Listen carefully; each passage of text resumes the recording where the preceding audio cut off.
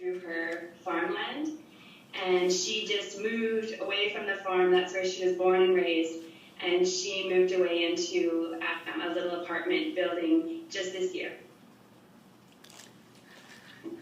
My name's Isabel, and my question is, what inspired you to become an author? That's a good question. I always wanted to write books, and everyone told me not to write books. So I did other things instead. They told me not to write books because it's a hard way to make a living. And that's true.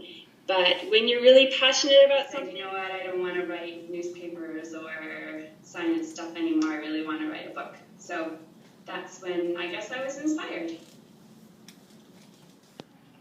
So that's hard. It takes a long time to write a full story to the point that you're happy with it.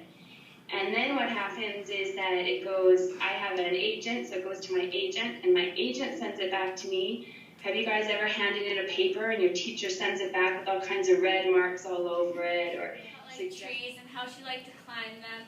What inspired you to write about that?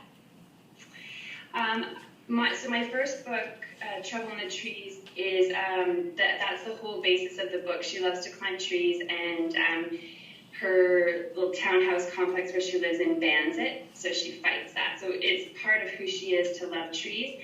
But that was inspired by a friend of mine. She's 18 now, but at the time she was 12. And she loved to climb trees. She climbed all the time, and she'd say, Yolanda, come on, climb this tree with me. And I'd go like maybe to the second branch, and she would go all the way to the top. And I thought that was really cool. So she was definitely kind of who I modeled Bree after. I didn't have a lot of time to write because I had little boys at home. So it took 6 months, probably writing about 2 hours a day.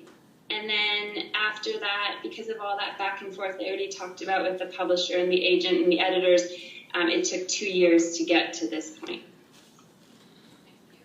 All the books about Bree, they don't really talk about genetics or any of that kind of stuff, but I've started to kind of bring that into a few of my books. The one that's going to be published soon, the boy actually has a genetic condition that affects his breathing. So I'm starting to use some of that from my past jobs. Some of that. The top part there, this is where my computer